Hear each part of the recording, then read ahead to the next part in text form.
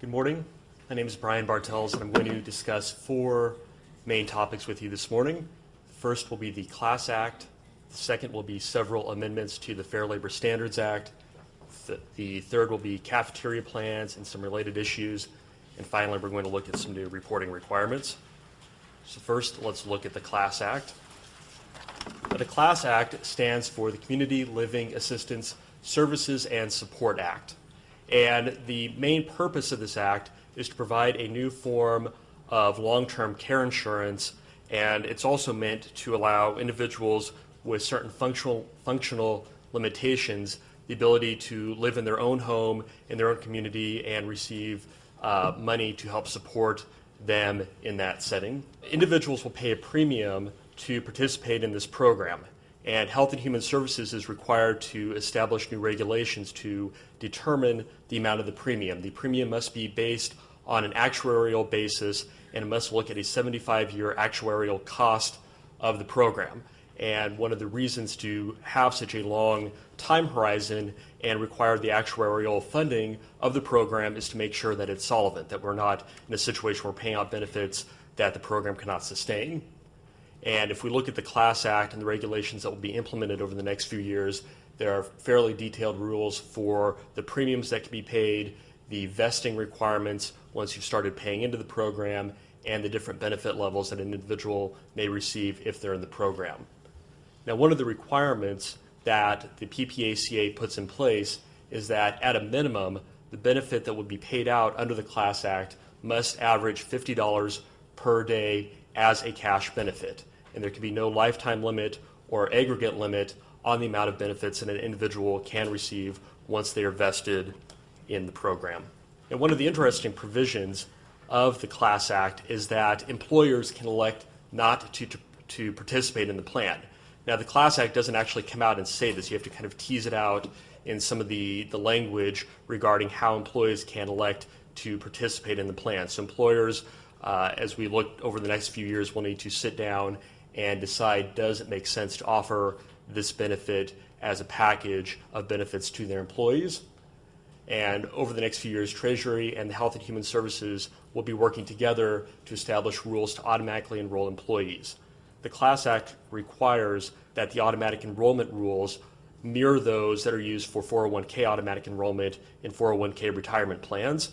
And so that should assist both employers and employees on implementing the automatic enrollment procedures, because we already have kind of a model to automatically enroll certain employees in those types of retirement plans.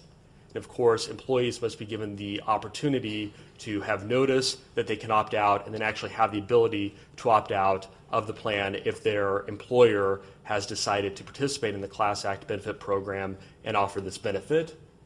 Now, if an employer is participating in the program and the employee has chosen not to opt out of the program, then we will see automatic payroll deductions, most likely on a semi-monthly or monthly basis, to pay the premiums in the program.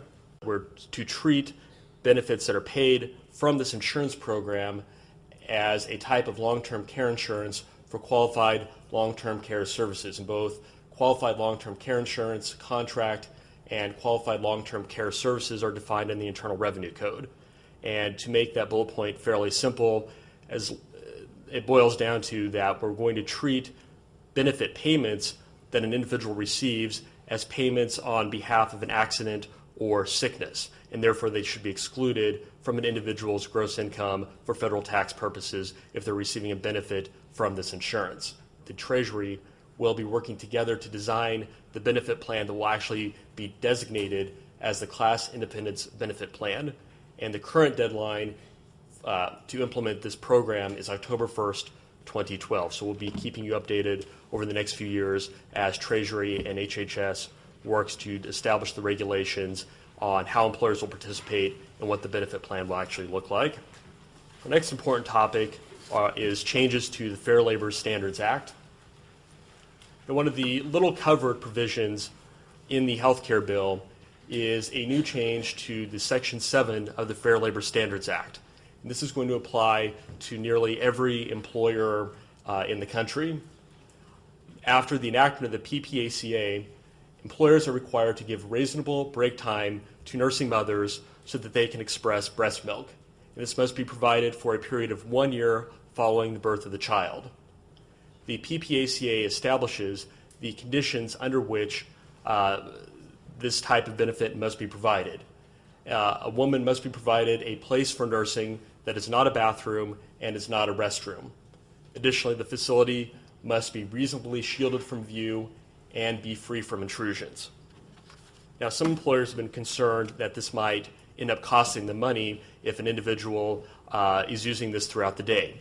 But the Fair Labor Standards Act amendment specifically addresses this concern by providing that the employer is not required to compensate an individual during the break times when the woman is using this time to nurse her child. Now, there's several actions that employers will need to follow to help implement this provision of the PPACA. First, employers are going to want to look at their facilities that they currently have and see whether or not they're going to be able to provide a place for mothers to nurse their children. If not, they're going to need to work with an architect or an engineer to come into their facility and provide this type of area. Next, they're going to want to make sure that their employee handbooks are updated to reflect this change in the law and make sure that they're communicating with employees that this new benefit is available and telling employees where the facilities are and how the facilities can be accessed. And finally, there's going to be a payroll component or a time management component.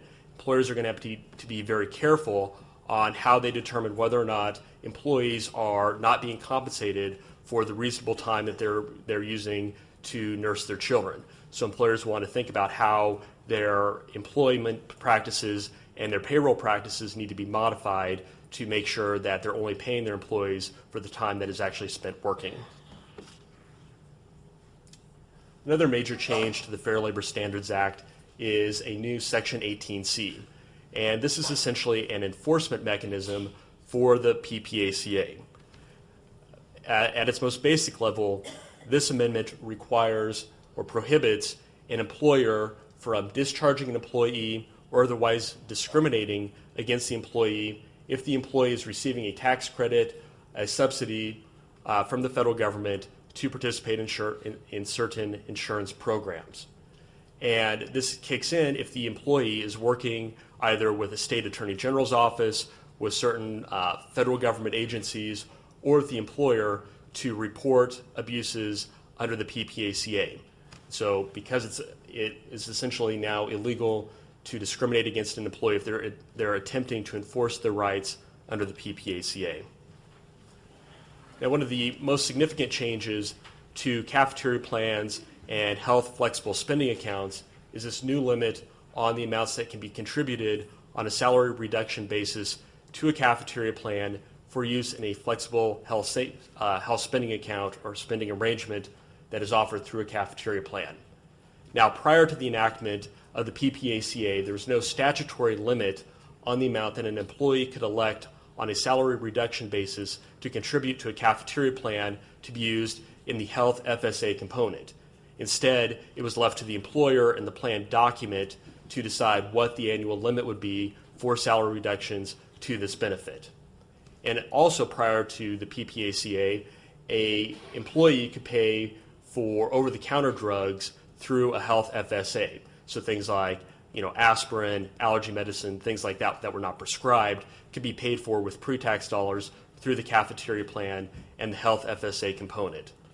Now, after the enactment of the PPACA, we have a new $2,500 annual limit on FSA contributions, and that amount will be indexed for inflation. Additionally, as we're going to see at the next slide, the definition of qualified medical expenses has been changed. So following the effective dates, individuals will no longer be able to pay for over-the-counter medications through their cafeteria plan and health FSA. Instead, those medicines will have to be under a prescription or must be insulin. Now, the effective date for the change to the $2,500 annual limit on the contributions is tax years beginning after December 31st, 2012. This leads us to the next major component, which is the change to the definition of qualified medical expenses. One of the most important changes under the PPACA is that the definition of qualified medical expenses is harmonized across several sections of the Internal Revenue Code. And those sections deal with health savings accounts, or HSAs, Archer medical savings accounts, health FSAs, and health reimbursement arrangements. And after this amendment, the term qualified medical expenses no longer includes over-the-counter medicine. Instead, a qualified medical expense must be a prescription drug or must be insulin. So after the effective date of this amendment, again, individuals will no longer be able to pay for their over-the-counter allergy medicine, aspirin, cold medicine, things like that, through any of these programs because they will not be considered to be a qualified medical expense. Now, there are going to be several significant changes that you will need to make as employers and plan sponsors after these two amendments to the PPACA that we just discussed. First, you're going to want to look at your plan documents and your summary plan descriptions. You're going to want to make sure that you are adjusting the definition of qualified medical expenses in both of those documents so that they conform to the definition and exclude payment or reimbursement for over-the-counter drugs.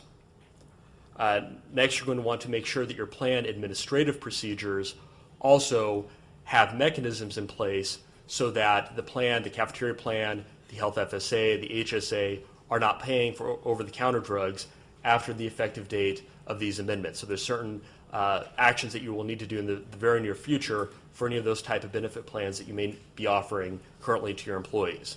So we have essentially the remainder of this year to make the plan amendments to your documents, to change the summary plan descriptions, and put the new administrative requirements in place to make sure that you're following these new changes to the Internal Revenue Code.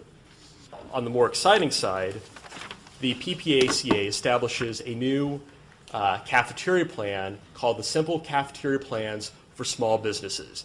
And this is a pretty exciting opportunity for employers that have 100 or fewer employees during either of the two preceding years. There's also a special rule for how you determine whether or not you fall within the eligible employer side if you're a brand new business.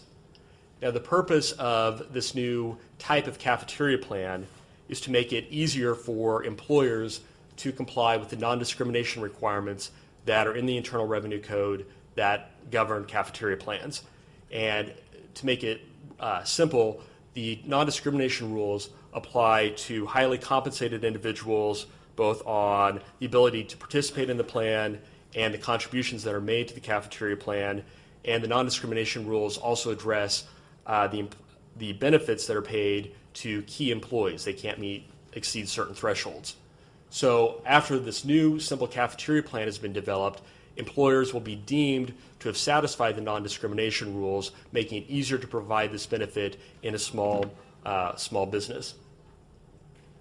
Now, one of the key concepts to take advantage of the small cafeteria plan is the definition of qualified employee. You must enroll the qualified employees. A qualified employee is an individual who is not a key employee and is not a highly compensated employee, as both of those terms are defined in the Internal Revenue Code. Additionally, to be deemed to be in compliance with the non-discrimination requirements, the employer must do certain things.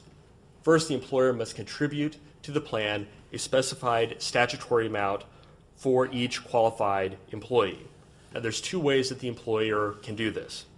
First, the employer can contribute a uniform percentage of compensation for the plan year, and it must be at least 2%. So the first way to satisfy the statutory contribution requirement is to contribute for each qualified employee a minimum of 2% of that employee's compensation for the plan year. The second way to satisfy that requirement is to contribute the lesser of 6% of the employee's compensation for the plan year, or 2 times the amount of salary reductions of each qualified employee. And so because there's several ways to satisfy this contribution requirement, you'll want to work with the individual who's designing your plan and the individual who is administering your plan to determine which of those contribution requirements best satisfies your financial condition. And the second requirement to be deemed to satisfy the non-discrimination requirements is that the employer must make contributions regardless of whether the qualified employee makes a contribution to the plan. So the qualified employee might choose or elect to participate in the cafeteria plan, but they might not put aside any money into the cafeteria plan. Even if that employee is not putting any money into the cafeteria plan, the employer still must make the required contributions.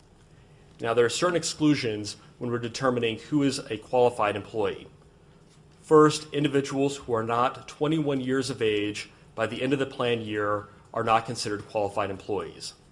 And second, individuals who have less than 1 year of service during the plan year can be excluded from the cafeteria plan requirements. Now, once an individual is inside the cafeteria plan and is participating in this new cafeteria plan, they must be eligible to elect any benefit that is offered through the cafeteria plan. As many of you know, cafeteria plans can have a number of different components, such as the health FSA component that pays for qualified medical expenses, premium reimbursement component to reimburse the individual for the amount of money that they pay for health insurance premiums, dependent care assistance benefits to pay for certain qualified child care. So any component that is inside the cafeteria plan must be available to all qualified employees. Now, this new simple cafeteria plan comes into effect on January 1st of 2011. And so over the next few months, you might want to consider, if you meet the definition of an employer who can take advantage of this plan, contacting your attorney, working with your attorney and your employee benefits administrator to think about implementing this type of employee benefit plan. Next, we're going to discuss some of the new reporting requirements that are part of the PPACA. One of the major changes in the PPACA has to do with reporting on the Form W-2. Under the PPACA, an employer or essentially anyone providing coverage is required to report employer-sponsored health coverage on the Form W-2. And what is going to be reported on the W-2 is the aggregate cost of applicable employer-sponsored coverage for the plan year. And the term applicable employer-sponsored coverage and aggregate cost are defined in fairly substantial detail in the statute, and we're assuming that we will see new regulations coming out helping determine how those amounts are calculated. One of the exceptions to W-2 reporting is for health flexible spending arrangements, or health FSAs. The amount that an employee elects to contribute to a health FSA on a salary reduction basis during the year will not be reported on the Form W-2. Now, this W-2 reporting will take effect for tax years beginning after December 31st, 2010. So again, over the next 6 to 8 months, we're anticipating seeing more regulations and potentially a new form, W-2, to help report these type of coverage issues. Next major reporting change will be reporting minimum essential coverage. And as both Brett and Tony highlighted, individuals will be required to have minimum essential coverage after the enactment of the PPACA.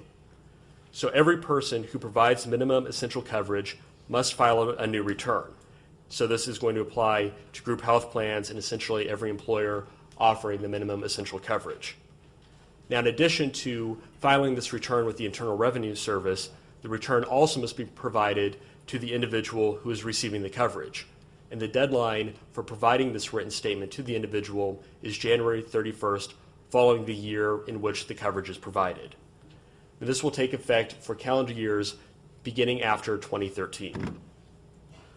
The new Uniform Summary of Benefits and Coverage Explanations, which, to shorten it, I will just refer to as Summary of Benefits. Now, the PPACA requires the use of these uniform explanations and standardized definitions of certain terms that we'll discuss in a moment. Now, over the next approximately year, Health and Human Services is required to establish new definitions in regulations for standard health insurance terms and medical terms. And the PPACA specifically lists the insurance terms and the medical terms that must be defined and used across the board on a standardized basis. And HHS has until May 23rd of 2011 to develop these definitions and publish them in the Federal Register. Now, as we've seen, the summary benefits must be provided to a number of individuals that we'll discuss in a moment. The PPACA lays out the contents of the summary of benefits document that must be provided. And this slide highlights the key features that must be included in the summary of benefits. It must have a uniform format, must be a maximum of 4 pages in a 12-point font and in a culturally and linguistically appropriate manner.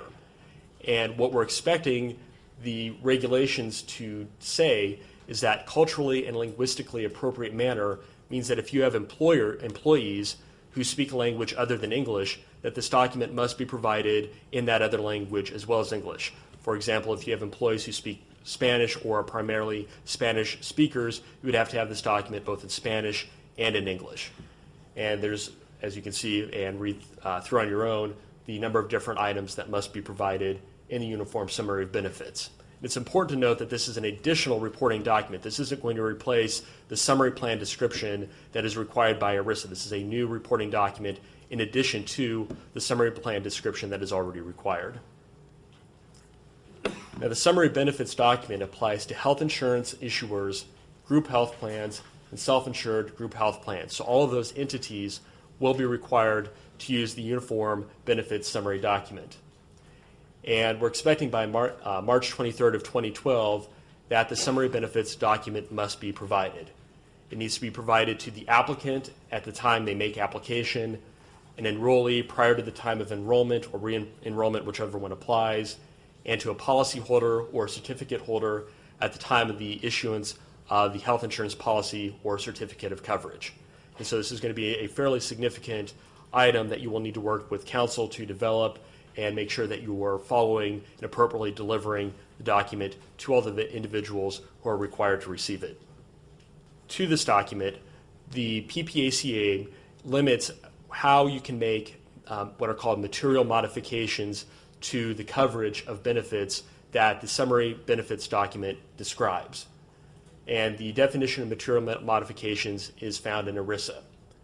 What this boils down to is that if a plan or coverage makes a material modification to the coverage that is described in the summary benefits document, the plan must provide a description of the modification to enrollees at least 60 days prior to the date of the modification will become effective. So if you're making a material modification to the plan or to the coverage that is not included in the current summary of benefits document, you must provide an updated document showing these material modifications to the enrollees at least 60 days prior to the date that those material modifications become effective. There's a substantial penalty to not providing this type of material modifications document. If you make a willful failure to provide the information, there's a fine of $1,000 per failure. Now, per failure is defined by reference to the number of enrollees that are covered by the summary benefits document. So each person that you fail to deliver the document to is considered a failure. So, for example, let's say we have an employer who has 200 employees. The employer makes a willful failure to deliver the material modification document. The fine then is going to be 200 employees times $1,000 or $200,000 fine. So there's a significant incentive to make sure that you're providing the notice of material modification in the required form and in the required format within the applicable time to all individuals who are required to receive the document, because you do not want to have this fine assessed against your plan. And with that, we'll turn the presentation over to Dan Wentz, who will discuss how we are going to pay for all these reforms.